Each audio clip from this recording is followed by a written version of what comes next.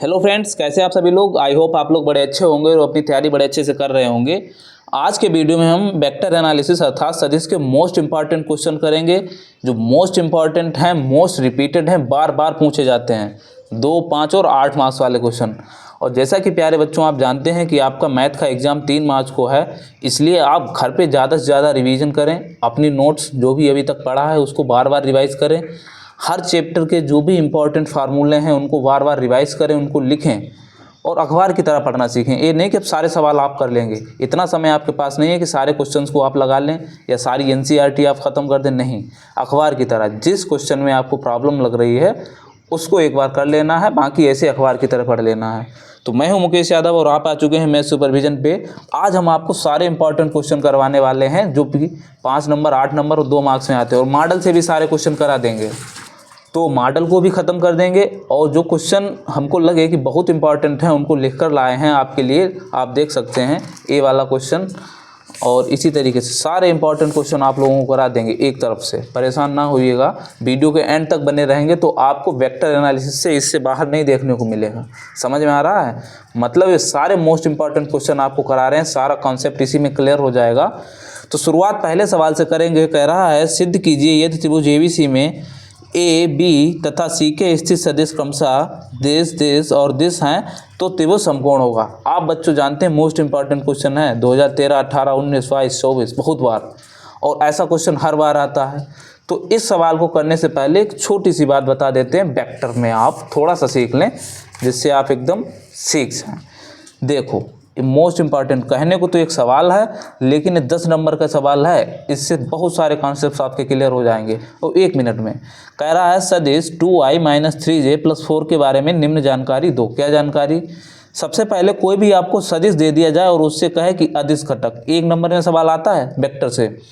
कोई भी सदिश दे दे और कहे उसके अदिश घटक बताओ, तो i, j और k के जो गुणांक होते हैं उन्हीं को लिख देना। जैसे i का गुणांक यहाँ 2, j का गुणांक -3 और k का गुणांक 4।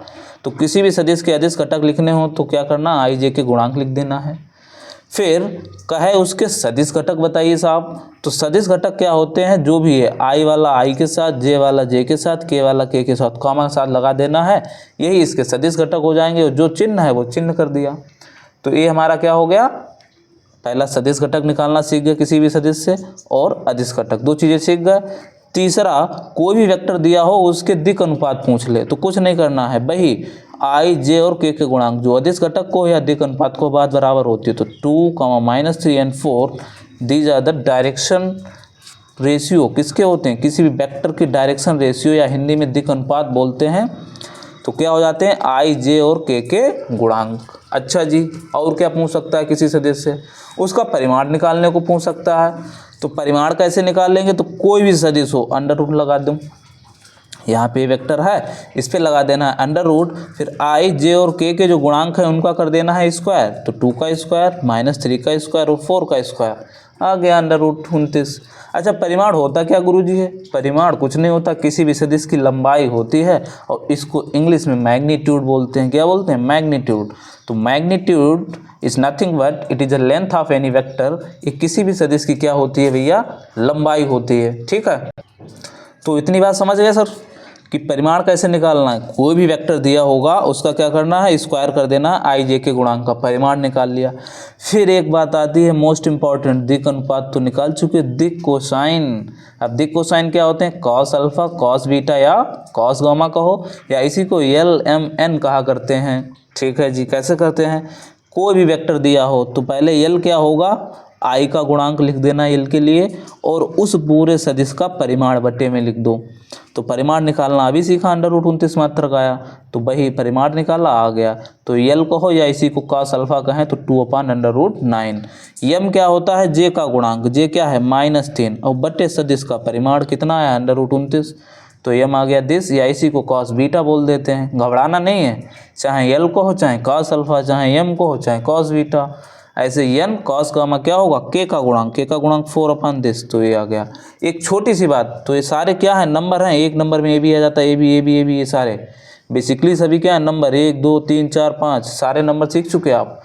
अब एक मोस्ट इंपॉर्टेंट रिलेशन आता है कि l² + m² + n² या इसी को cos square alpha cos square beta plus cos square gamma, इसकी वैल्यू 1, सब जानते हैं बच्चे। लेकिन ये भी एक इंपॉर्टेंट रिलेशन है, बहुत कम बच्चे जानते हैं, क्या? Sine square alpha plus sine square beta plus sine square gamma किसी भी सदिश में कितना होता है? 2 होता है। अब हम अपने सवाल पे आ जाते हैं बच्चों, क्योंकि आप जानते हैं कि समय बहुत कम है, इसलिए सॉल्व करके लाए हैं क्वेश्चन। एक आपको ये सिखा देंगे, इसको सॉल्व करके दिखाते हैं। देखो अब कह रहा है सिद्ध कीजिए त्रिभुज एबीसी में ए बी सी के स्थित सदिश क्रम सदिश हैं तो त्रिभुज समकोण होगा। तो सबसे पहले डाल देना है दिया है, सबसे पहले दिया है, क्या करना है कि त्रिभुज एबीसी में एबीसी के स्थित सदिश, ठीक है, क्या लिख देंगे? दिया है, ऐसे ही लैंग्वेज लिखना है, त्रिभुज एबीसी में ए कामा बी बस सी के स्थित सदिश। अब स्थित सदिश बच्चों कुछ नहीं होते हैं, देखो क्या होते हैं, तो ए का स्थित सदिश ओ ए लिख देना है, एक बिंदु ए है उसका स्थित सदिश लिखना है तो ओ लास्ट में आ जाता है, पहले आ जाता है ओ मतलब क्या होता है? ओरिजिन मतलब उत्पत्ति, जहाँ से इसकी शुरुआत हुई होगी इस बिंदु की। तो स्थित सदिश जब भी लिखना हो किसी भी पॉइंट का तो ओ ए, बी का लिखना है ओ बी, और सी का लिखना ओ सी, किसी भी पॉइंट का। ओ ए कितना दे रखा है? 2i माइनस जे प्लस के, तो 2i माइनस जे प्लस के वेक्टर, और ओ बी वेक्टर कितना दे रखा है? तो दे रखा है i माइनस 3j माइनस 5 के वेक्टर, और ओ सी वेक्टर कितना दे रखा है? तो ये दे रखा है 3i minus 4j plus 3i minus 4j minus 4 के वेक्टर। इतनी बात क्लियर है? अब हमको कह रहा है कि ये त्रिभुज समकोण है।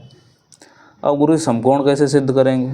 समकोण घबराओ नहीं मेरे लाल, देखो ए होता है समकोण त्रिभुज। हम कह रहे हैं ए वेक्टर है, बी और ये सी, 3 पॉइंट हैं किसी भी त्रिभुज में। तो समकोण त्रिभुज में हम गुरुजी पुरानी बात जानते हैं, क्या? कि कर्ण का वर्ग बराबर आधार वर्ग प्लस लंब वर्ग, मतलब ए सी का स्क्वायर बराबर A B square plus B C square आ जाए। हाँ जी, बात तो सही है आपकी, लेकिन यहाँ कैसे निकालोगे? तो सबसे पहले ए बी निकाल लो और क्या निकाल लो? B C. अब हमको नहीं पता है कि ए कहाँ रहा होगा, बी कहाँ रहा होगा, सी कहाँ रहा होगा। हम क्या निकाल लेंगे? ए बी निकाल लेंगे, बी सी निकाल लेंगे और ए सी निकाल लेंगे, फिर उसमें कर्ण का वर्ग बराबर आधार वर्ग प्लस लंब वर्ग सिद्ध कर देंगे तो समकोण त्रिभुज आ जाएगा। बस इतनी सी बात है।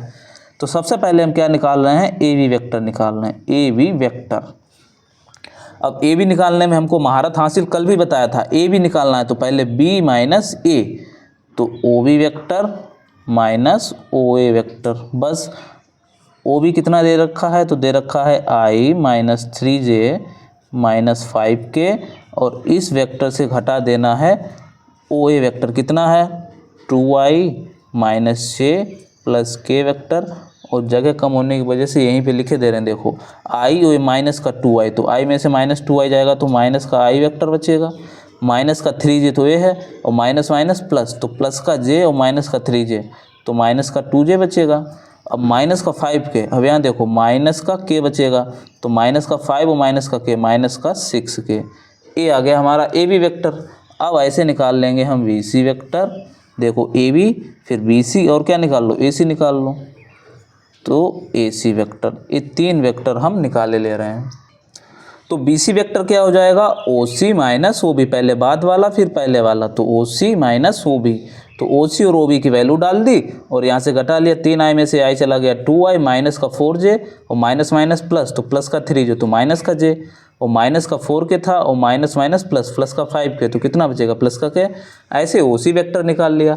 अब गुरुजी ये तो निकाल लिया, कहाँ आ गया कर्ण का वर्ग आधार वर्ग प्लस लंब वर्ग? अभी तो बेटा क्या निकाला है? वेक्टर निकाला है। और हमको क्या चाहिए होगा? ए बी की लंबाई चाहिए होगी, तो इसका परिमाण और निकाल लो। अभी बताया था किसी भी वेक्टर का परिमाण या मैग्नीट्यूड, उसको क्या बताया था? लंबाई को। तो निकालेंगे magnitude of A B. Magnitude of A B कितना हो जाएगा? डायरेक्ट आई जे के गुणांक, आई का गुणांक -1 इसका स्क्वायर, जे का गुणांक -2 इसका स्क्वायर, और के का गुणांक -6 इसका स्क्वायर। तो कितना आ गया? 6 36, 6 का स्क्वायर कितना हो? चलो लिख देते हैं भाई, 1 + 2 दूना 4, और ये हो गया 36। तो ये कितना आ गया? 36 4 40 1 41, √41 मात्रक। इतनी बात क्लियर है? अब निकालेंगे मैग्नीट्यूड ऑफ बी सी और मैग्नीट्यूड ऑफ ए सी। निकाल देते हैं जी। तो बी सी हमने निकाल लिया है बच्चों क्या किया है, अंडर रूट ऑफ बी में देखो आई का गुणांक 2 का स्क्वायर, जे का गुणांक -1 का स्क्वायर और के का गुणांक 1 था, तो इसका अंडर रूट तो कर लिया 2 दूना 4 1 और -1 का स्क्वायर प्लस 1 और 1, तो अंडर रूट 6 मात्रक आ गया। ऐसे AC निकाल लिया, तो AC में AC का परिमाण निकालने के लिए क्या करेंगे, अंडर रूट लगाएंगे आई के गुणांक का स्क्वायर, जे के और के गुणांक का स्क्वायर, तो 1 3 का स्क्वायर 9 और 5 का 25, ये आ गया 35।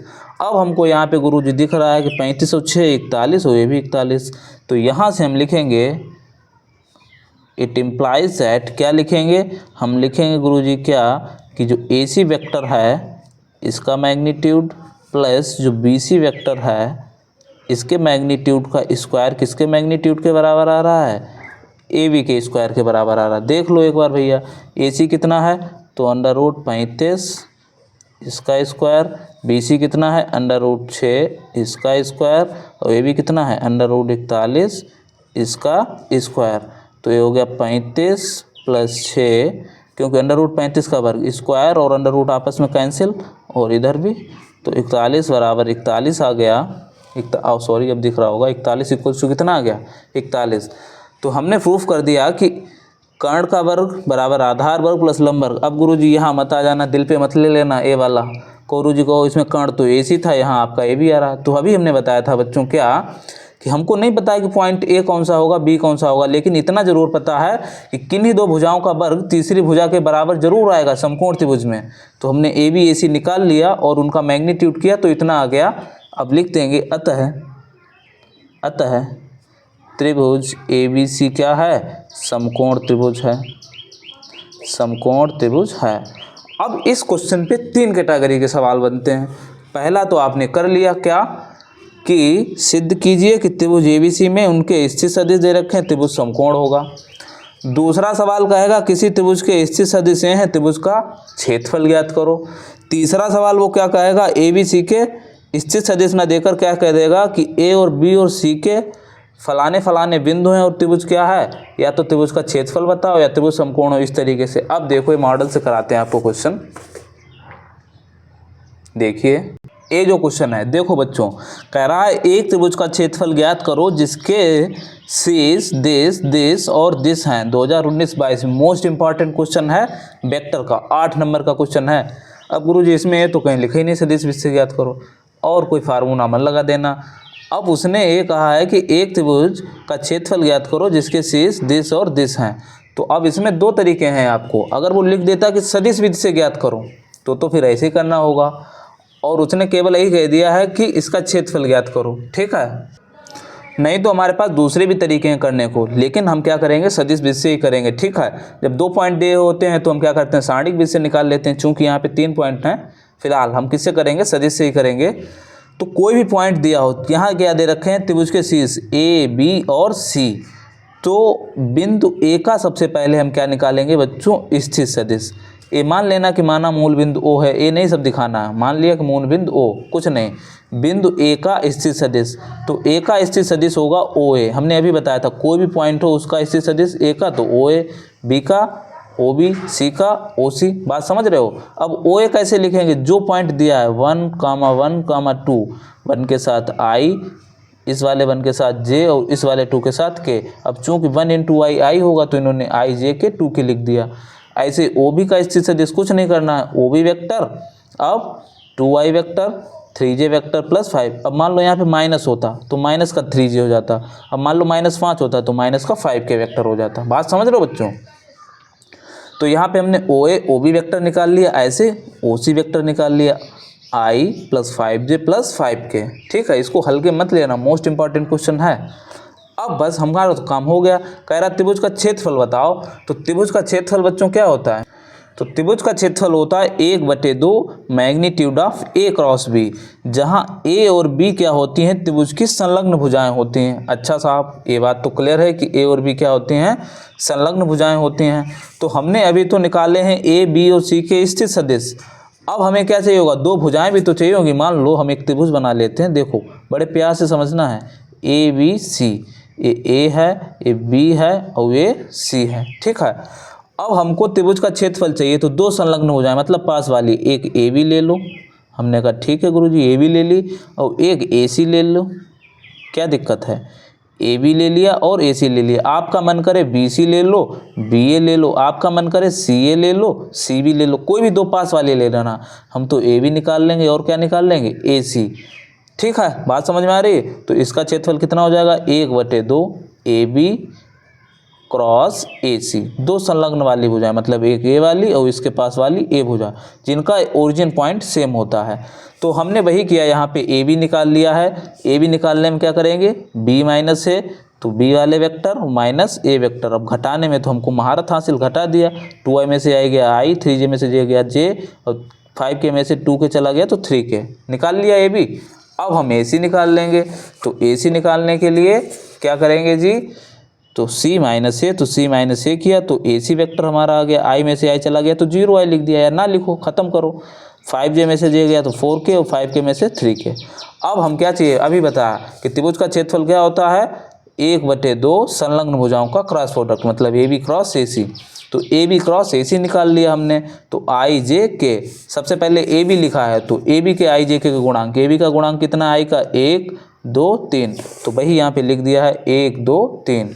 ऐसे ए सी में आई जे के गुणांक, आई का 0, के का 4, और फिर हम इसको सॉल्व करना सीखे जानते हैं।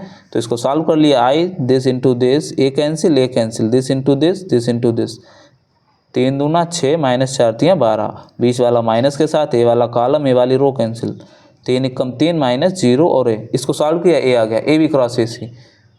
बात खत्म हो गई जी, ए बी क्रॉस ए सी तो आ गया। लेकिन अब इसको हमको क्या चाहिए, परिमाण भी तो चाहिए। ए बी क्रॉस ए सी, और किसी भी सदिश का परिमाण क्या होता है पता ही है हमको। तो त्रिभुज का क्षेत्रफल 1/2 magnitude of A B cross A C, और इसका मैग्नीट्यूड अंडर रूट लगा दिया, -6 का स्क्वायर 3 का स्क्वायर हो आ गया जी। तो बात समझ में आ गई कि जब आपको पॉइंट दिए होंगे तब आपको क्वेश्चन कैसे करना है, और इस वेक्टर फॉर्म में दिए हो तब करना है। ठीक, अब ये पॉइंट, इससे इस पॉइंट से एक आगे की बात, ये सवाल है, इसमें ये भी कह सकता था त्रिभुज समकोण ना होकर कह देता कि त्रिभुज का क्षेत्रफल ज्ञात करो। तो यही यहाँ भी करते हैं। क्या निकाला था, जैसे हमने यहाँ ए बी निकाला था, बी सी ए सी, तो दो भुजाएं निकाल लेते, कौन सी, ए बी और ए सी। ए बी निकाल लिया, ए सी निकाल लिया, इनका क्रॉस प्रोडक्ट निकाल लेते तो 1/2 उसका मैग्नीट्यूड, इसका आंसर आ जाता। ठीक है, अब हम आगे की बात करते हैं। अगर आपको वीडियो अच्छा लग रहा हो तो प्लीज़ वीडियो को लाइक, और चैनल पे अगर पहली बार आए हैं तो चैनल को सब्सक्राइब जरूर कर लें, अगर आपको लग रहा है कि आपके लिए जेन्युइन मेहनत हो रही है। ठीक है, और अपने दोस्तों के साथ भी शेयर करें कि उनका भी जो है भला हो जाए एग्जाम के टाइम में। अब देखो दूसरा सवाल, ये मोस्ट इंपॉर्टेंट क्वेश्चन है। क्या कह रहा है कि यदि ए बी सी 3 राशियाँ इस प्रकार हैं कि a + b + c = 0, तो सिद्ध कीजिए a cross b = b cross c = c cross a। देख रहे हो 2013, 15, 16, 20 कई बार आया है, और 5 मार्क्स का क्वेश्चन है। तो हमको यहाँ पर क्या दिया है कि a + b + c = 0, ये तो हमको दिया है बच्चों। हमको लाना है a क्रॉस b। कैसे लाओगे जी, अगर यहाँ पे हम b क्रॉस से मल्टीप्लाई कर दें, सदिश b से क्रॉस मल्टीप्लाई, सॉरी a से क्रॉस मल्टीप्लाई कर देंगे तो a की a से गुणा होगी a क्रॉस a, और a की b से जैसे मल्टीप्लाई होगी a क्रॉस b आ जाएगा, तो ये आ जाएगा हमारा a क्रॉस b। तो वही किया है हमने पहले समीकरण 1 में, दोनों ओर सदिश a से सदिश गुणा, इस बात को बड़ा इंपॉर्टेंस देना, सदिश गुणा कर रहे हैं, नॉर्मल वेक्टर, नॉर्मल मल्टीप्लाई नहीं कर रहे हैं। क्या कर रहे हैं, हम कर रहे हैं वेक्टर वाली मल्टीप्लाई। ठीक है, तो यहाँ पे हम क्या कर रहे हैं, वेक्टर प्रोडक्ट कर रहे हैं। तो a से सदिश गुणा किया तो a वेक्टर क्रॉस और a वाला, और इधर 0 में a से क्रॉस होगा तो वो तो क्या हो जाएगा, 0 ही रहेगा। बात खत्म है जी। a क्रॉस की इससे मल्टीप्लाई हुई तो a क्रॉस a, फिर a की इससे मल्टीप्लाई हुई तो a क्रॉस b, और a की c से मल्टीप्लाई हुई a क्रॉस c। अच्छा जी, अब दो बातें आपको याद रखनी है बच्चों। क्या, जब भी सदिश की सदिश से मल्टीप्लाई हो, मतलब सेम वेक्टर हो, उनका क्रॉस प्रोडक्ट हो, तो हमेशा 0 आएगा। कोई भी वेक्टर अगर सेम है उनका क्रॉस प्रोडक्ट 0। ठीक, a क्रॉस b तो a क्रॉस b रहेगा। अब a क्रॉस c था, जब इनको चेंज करेंगे, देखो ये बच्चों याद रखना है, क्या याद रखना है आपको, ये याद रखना है कि a क्रॉस b वेक्टर में -b क्रॉस a के बराबर होता है। ठीक है, a क्रॉस b को चाहे -b क्रॉस a को, बात बराबर है। ऐसा नहीं कर सकते कि a cross b cross a के बराबर होगा, नहीं, विद निगेटिव साइन। अब मान लो गुरुजी कहीं हो a क्रॉस, मान लो m हो, तो कुछ नहीं, m क्रॉस a हो जाएगा, इसका उल्टा, जैसे उल्टा करेंगे माइनस साइन। तो यहाँ पे हमको देखो बच्चों चाहिए था c क्रॉस a, आप देख सकते हैं सिद्ध करने में c क्रॉस a आ रहा है। तो यहाँ जो a क्रॉस c था, इसको हमने क्या बना लिया, c क्रॉस a। जैसे हमने c क्रॉस a बनाया तो प्लस का था तो माइनस का हो जाएगा, बात खत्म है। अब ए क्रॉस बी इक्वल टू आ गया, हमारा माइनस का था इधर प्लस में आ गया। अब हमको देखो हमारा आ गया A cross B C cross A, A cross B आ गया, सी क्रॉस ए आ चुका, लेकिन बी क्रॉस सी तो दिख ही नहीं रहा। अब इसमें हम क्या करें, सी से क्रॉस वेक्टर कर दें, बी से कर दें, तो बी की जैसे सी से मल्टीप्लाई होगी बी क्रॉस सी आ जाएगा। तो वही किया है हमने अगली लाइन में, पुनः समीकरण 1 में बी से क्रॉस सदिश मल्टीप्लाई किया, तो बी से मल्टीप्लाई किया तो B cross A, B cross B cross C आ गया। बी का इससे क्रॉस तो B cross A, B cross B. अब B cross B same vector तो 0। अब हमको तो चाहिए था ए क्रॉस बी, और यहाँ क्या आ गया है बी क्रॉस ए, तो इसको जैसे उल्टा करेंगे तो भी नेगेटिव साइन हो जाएगा, ये तो 0 हो गया बी क्रॉस सी। अब माइनस का ए क्रॉस बी इधर जाएगा तो प्लस का ए क्रॉस बी, बी क्रॉस सी। अब यहाँ आ रहा है ए क्रॉस बी बराबर सी क्रॉस ए, यहाँ आ रहा है ए क्रॉस बी बराबर बी क्रॉस सी, तो समीकरण 2 और 3 से क्या हो जाएगा, A cross B equal to B cross C का। बड़ा आसान सवाल, अब तो समझ में आ गया होगा। मोस्ट इंपॉर्टेंट है, लास्ट में लिख देना है इति सिद्धम, सिद्ध हो गया, 5 नंबर हुए पक्के। जय बोलो जय भोलेनाथ की। अब अगला सवाल शुरू करते हैं। देखो बच्चों क्या कह रहा है भाई, ये यदि त्रिभुज एबीसी के शीर्षों के स्थित सदिश क्रमशः है, ये तो भाई बहुत इंपॉर्टेंट क्वेश्चन है और इस बार आएगा, ठीक है। 24 में आया, 25 में भी आएगा, ठीक है, किसी न किसी शिफ्ट में जरूर रखा होगा। ये यदि त्रिभुज एबीसी के शीर्षों के स्थित सदिश क्रमशः ए बी सी हों तब सिद्ध करो कि त्रिभुज का क्षेत्रफल ए होता है। अब वही पुरानी बात जी, त्रिभुज एबीसी में शीर्षों के सदिश, तो हमने मान लिया कि मूल बिंदु ओ है, तो मान लिया कि ए पॉइंट ए है, बी है, सी है, तो ओ ए का स्थित सदिश कह रहा है, स्थित सदिश, तो ओ ए का स्थित सदिश ए मान लिया पॉइंट है ए बी सी, तो ए का स्थित सदिश ओ ए हो गया, बी का स्थित सदिश ओ बी, वो कह रहा है कि स्थित सदिश, तो स्थित सदिश ले लिए हमने सबके। अच्छा जी, अब हमको दिखाना है त्रिभुज का क्षेत्रफल। और त्रिभुज का क्षेत्रफल अभी लाला बताया, क्या बताया कि त्रिभुज का क्षेत्रफल क्या होता है, संलग्न भुजाओं का क्रॉस प्रोडक्ट करो, उनका magnitude 1/2, 1/2 A B cross A C रट लेना है एकदम, 1/2 ए बी क्रॉस ए सी, मतलब 2 संलग्न हो जाए पास वाली ए बी क्रॉस ए सी। तो हमको यहाँ भी गुरुजी कुछ ना करें, हम ए बी निकाल लें और क्या निकाल लें, ए सी निकाल लें। बड़ा आसान है, ए बी क्या हो जाएगा बी माइनस ए सी क्या हो जाएगा सी माइनस ए, अभी निकाला है। देखो बच्चों वही कर रहे हैं।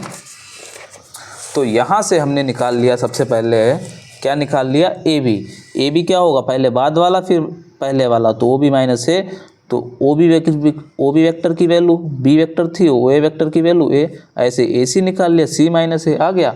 अब हम ए बी क्रॉस ए सी निकालेंगे, क्यों, क्योंकि त्रिभुज का क्षेत्रफल होता है ए बी क्रॉस ए सी का मैग्नीट्यूड, और 1/2 हम पहले ए बी क्रॉस ए सी निकाल रहे हैं। तो ए बी की वैल्यू बी माइनस ए थी और ए सी की वैल्यू सी माइनस ए, इनका क्रॉस प्रोडक्ट। अब बी का पहले क्रॉस करो सी के साथ, फिर बी की क्रॉस करो ए के साथ, तो ए माइनस का था तो माइनस, अब माइनस ए का इससे मल्टीप्लाई होगी तो माइनस का ए क्रॉस सी, और माइनस माइनस प्लस ए क्रॉस ए। अब सेम वेक्टर के साथ क्रॉस प्रोडक्ट कितना होता है, तो 0 हो गया। बी क्रॉस सी ऐसे रहने दो। अब बी क्रॉस ए, इसको अगर उल्टा करेंगे तो क्या होगा, ए क्रॉस बी, चिन्ह बदल जाएगा, यहाँ माइनस का तो यहाँ प्लस का हो गया। अभी बताया था कि A cross B equals to minus B cross A, मतलब चिन्ह बदल देना, जैसे इसको उल्टा करोगे चिन्ह बदल जाएगा।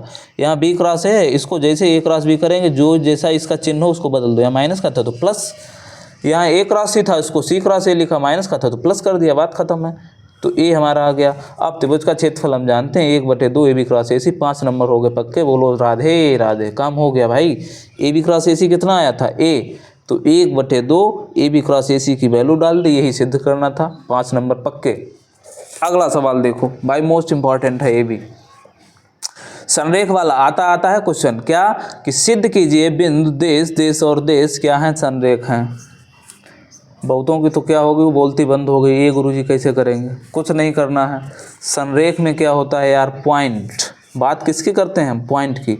मान लो एक ए पॉइंट है, एक ए पॉइंट है, एक पॉइंट है, क्या संरेख है, जी नहीं है। एक ऐसे हो ऐसे, एक रेखा पे तो नहीं है, एक रेखा ऐसे जा रही, एक रेखा ऐसे जा रही।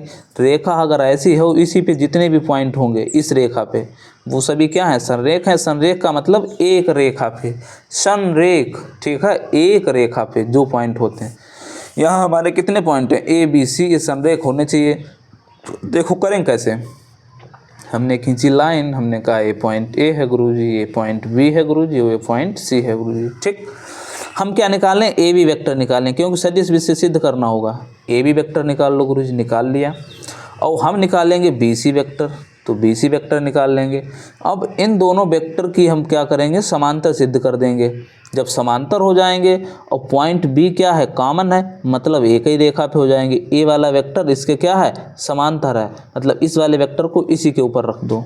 ठीक है, समांतर का मतलब होता है जैसे A वेक्टर और A वेक्टर आपस में क्या है, समांतर है। लेकिन एक वेक्टर स्वयं पे तो समांतर होगा। मान लो एक वेक्टर A है, तो कोई भी वेक्टर स्वयं को तो समांतर ही होगा। एक वेक्टर A है, दूसरा भी A यही रहा होगा, तो कोई भी वेक्टर स्वयं के समांतर होता है। तो हम सबसे पहले AB वेक्टर और BC निकाल लेंगे, फिर अभी बता रहे हैं समांतर की कंडीशन कैसे निकालते हैं। तो वही किया सबसे पहले भैया, ABC दे रखे थे तो A का स्थिर सदिश OA क्या करना है, जो पॉइंट दिया है उनमें IJK लगा देना है। OB के साथ 2i + 6j + 3k, ऐसे C के साथ 3i + 10j, और माइनस का था तो माइनस का k हो गया जी, कोई दिक्कत नहीं है।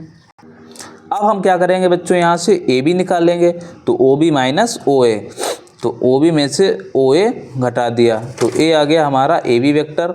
ऐसे हमने क्या निकाल लिया, BC, तो BC मतलब पहले बाद वाला OC - OB वेक्टर। अभी वैल्यू डाल देनी है, OC की कितनी है 3i + 10j - k, और OB की कितनी है तो 2i + 6j + 3k। ये डाल दिया दोनों वैल्यू यहाँ पे जैसे हमने डाली, और फिर क्या किया, घटा दिया। तो 3i में से 2i चला गया i, और A 10j में से 6j चला गया 4j, और माइनस का k और माइनस का 3k हो जाएगा तो माइनस का 4k। अब हम क्या निकाल चुके हैं, AB और BC वेक्टर। तो हमने देखा AB वेक्टर जो है वही BC वेक्टर है, ये तो दोनों एक ही वेक्टर आ गए। अब तो कुछ करने ही नहीं जी, आसान काम हो गया। जब दोनों वेक्टर एक है मतलब ये दोनों एक ही सदिश को निरूपित करते हैं। जब एक सदिश को निरूपित करते हैं तो ABC क्या हो जाएंगे, संरेख हो जाएंगे। अभी बताया कोई भी वेक्टर, मान लो एक A वेक्टर है, हम इसको A भी कह रहे हैं, लेकिन लालू राम कह रहे हैं कि BC वेक्टर है। इसका मतलब यही जो है AB है और यही BC है, मतलब A क्या हो रहा है, इसी वेक्टर पे A पॉइंट होगा, इसी पे B होगा, और इसी पे क्या होगा, C होगा। पॉइंट B कॉमन है, तो इसीलिए ABC क्या हो जाएंगे, संरेख हो जाएंगे। अदरवाइज क्या करना होता है संरेख के लिए, मान लो बराबर ना आए होते, A वेक्टर ये बराबर ना आते, तो I का गुणांक, J का गुणांक और K के गुणांक का जो रेशियो है वो हमेशा बराबर होना चाहिए।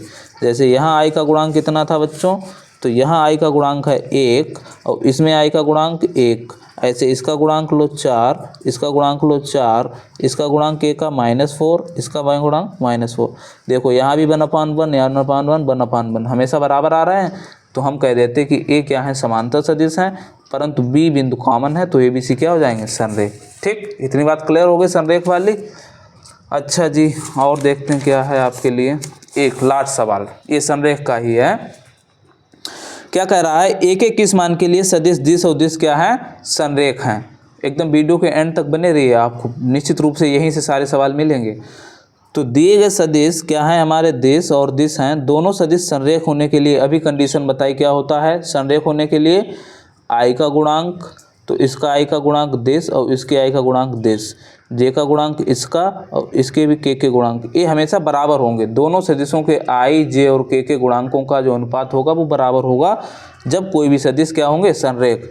तो यहाँ 2/A, यहाँ -3, यहाँ 6। फिर अच्छा A भी नहीं करना, यहाँ गुरुजी 2 ले लो, यहाँ A ले लिया। अब कि तुम्हारा दिल करे यहाँ पहले 6 ले लो फिर बटे में 3, नहीं, जिस सदिश को पहले लिख रहे हो फिर उसके गुणांक सारे ऊपर, जिसको बाद में लिख रहे हो उसके गुणांक सारे नीचे होंगे। ठीक है, तो कर दिया हमने यहाँ 2 - 3 4, तो 2 - 3 4, और इसके गुणांक A 6 और A। ये देखो भैया, अब इन दो को ले लेंगे, हमारी A की वैल्यू आ जाएगी। तो 2/A = -3/6, काट दिया, 3 × 3, 3 दूना 6 और 2 दूना 4, तो A की वैल्यू कितनी आ गई, -4। अतः A = 4 के लिए दोनों सदिश संरेख होंगे, ये आपको पहले करा दिया है। अब हम कुछ मॉडल के क्वेश्चन करेंगे। तो 5 नंबर वाले क्वेश्चंस क्या करते हैं, हम शुरुआत करते हैं।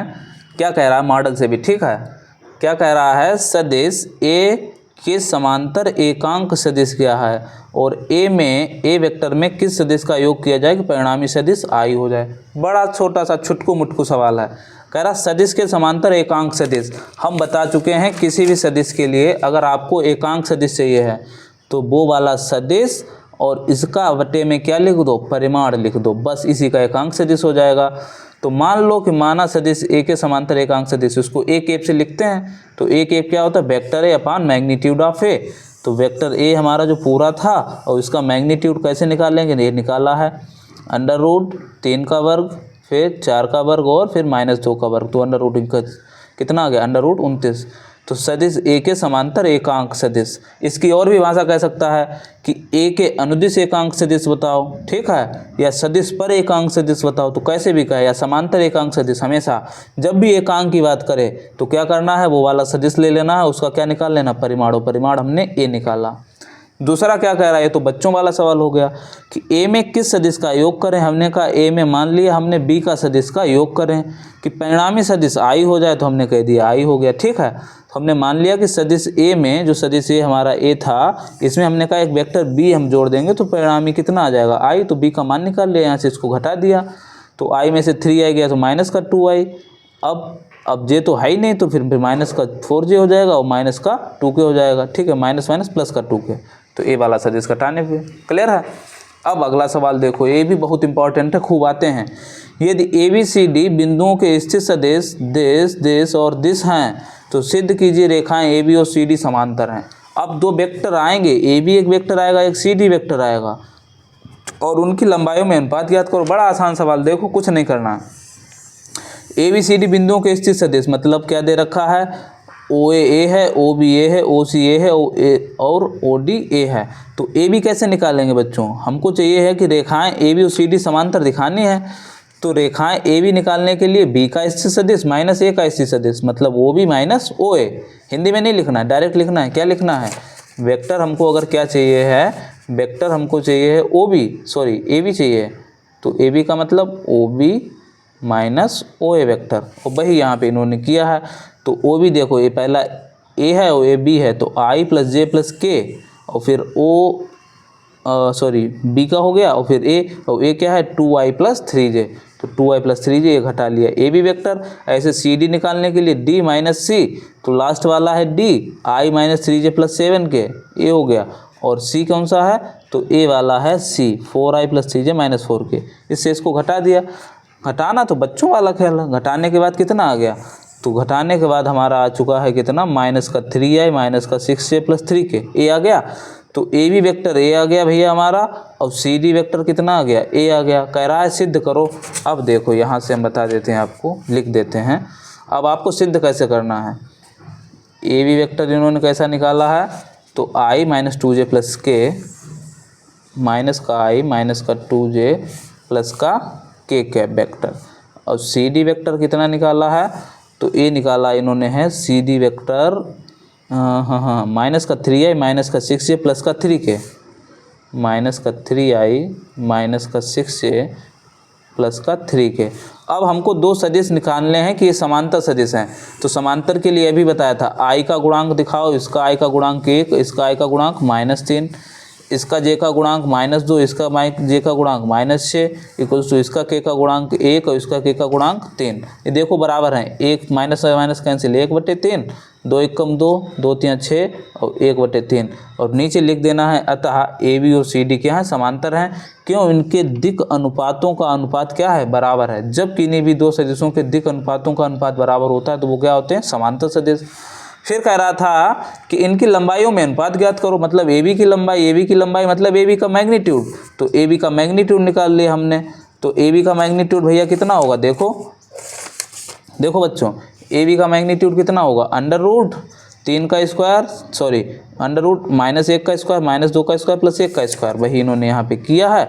तो अंडर रूट 6 आ गया। और ऐसे CD का निकाल लिया, 3 अंडर रूट 6 कैसे आया, 3 का वर्ग 6 का वर्ग 3 का वर्ग, तो वही किया है। तो 3 -3 और 6 और उसका वर्ग किया तो ये आ गया। अब इनका चाहिए था हमको अनुपात, तो अंडर रूट 6। अब हमको क्या चाहिए, AB रेशियो CD। तो AB कितना आ गया हमारा है, अंडर रूट 6, तो हम कहेंगे अंडर रूट 6, और इतना कितना आया है, 3 अंडर रूट 6। अब रेशियो में जो चीज़ें कॉमन होती हैं वो आपस में कैंसिल आउट हो जाती हैं, तो यहाँ बचेगा 1 अंडर रूट 6 से भाग कर रहे हैं, 1:3, यही आंसर हो गया। बात क्लियर है। तो ऐसे क्वेश्चन कर लेने हैं। यार वीडियो तो बहुत लंबा हो रहा है, और ये क्वेश्चन आपको करा दिया है हमने, और ये भी करा दिया है। अब देखो कुछ ये देख लेते हैं। जैसे ऐसा यही भी सवाल आ गया, कह रहा है, क्या कह रहा है, यदि सदिश देश और देश और देश और दिस के स्थित सदिश क्रमशः ए हैं, तो ए बी व सी डी के बीच कोण ज्ञात कीजिए। दिखाइए ए बी समांतर है सी डी। तो सदिश दे रखे थे, मतलब ए ओ ए है, ओ बी है, ओ सी है, ओ सी है, क्योंकि स्थित सदिश की बात की है। तो ए बी कैसे निकालेंगे, अभी बताया बी माइनस है, तो ए तो है ए और ए है बी, तो बी 2i + 5j और माइनस ए, तो ए, ऐसे हमने निकाल लिया ए बी और ए से निकाल लिया सी डी। अब कह रहा दिखाइए कि ए बी और सी डी क्या है, समांतर है। ए हमको सिद्ध करना है, ए बी सी डी क्या है, समांतर। अभी बताया है दो सदिश समांतर कैसे दिखाने होते हैं आपको। दो सदिश समांतर दिखाने हैं तो उनका दिक् अनुपात ले लो।